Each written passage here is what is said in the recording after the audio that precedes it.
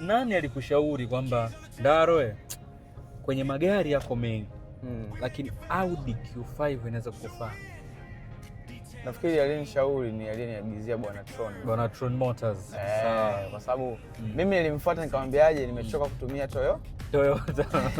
Nikamwambia Tron, nataka gari fulani ya tofauti. Kwa sababu nilimwambia nikiangalia hata baadhi ya watu wengi wanatumia Toyota. Unajua mtu ukianza mapambano yako ukijipata kidogo unakimbia Toyota kwa kuogopa gharama za vifaa labda nini vitu kama hivyo. Ila mimi nikasema nataka challenge bwana. Toyota ninayo. Kwa hiyo nataka Toyota nyingine. Nilikuwa nalenga kuagiza gari moja. Ambayo ilikuwa ni hapa Audi peke yake. Sasa kipindi naagiza, nimeanza kulipalipa pale hivi. Nilipokamilisha hela hii hapa hivi. Nikaona mbona kama nina uwezo wa kuchukua hata Alfa cha kufanyia kazi. Ukachukua Alfa. Basi nikachukua Alfa. Ndalo tulikofika. Na hapo hujapanga, yani wala ubrag, imetokea tu. Nikachukua Alfa. Okay. Nikachukua Alfa nyingine. Kwa nikamuuliza Tron, Alfa bei gani? Ngambia milioni 25. Okay, sawa. Kwa hiyo na yenyewe Mungu akanisaidia nikawa vidili nikailipa chap chap. Baada hapo gari zikaagizwa. Ndio maana gari yangu ilikuwa ifika toka mwezi wa 12. Okay. Kwa hiyo ilipoingia tena Alfa ikaongeza muda tena. Kwa hiyo kabla nizisubiri zifike pamoja. Kwa hiyo baada hapo zilifika tu kama nikabidhi. Gari nzuri sana. Kwa sasa hivi Ndaro, tukiwa kwenye stories za magari, wakati mna discuss kuhusu magari, kuna watu inabidi wanyamaze kimya. Yaani hebu wataje tu direct bana. Yani kwa sababu mtanisamee. Ndaro umeposti picha ambayo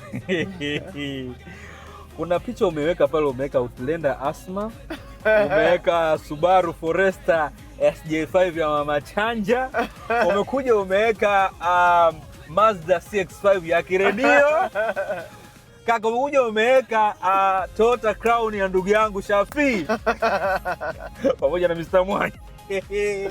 Kaka, hebu niambie kwanza, kwa nini umeamua kuponda gari za ndugu zako?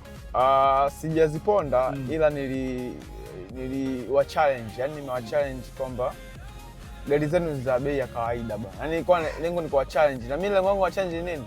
Nataka mtu atakaye accept aje hapa, yani akishusha gari anze milioni 60. Huyo amenichallenge. Sababu yani mimi nilikuwa lengo la kuweka vile nilikuwa na maisha comedian wengi au content creators wengi au watu ambao tunataniana nini vitu kama hivyo.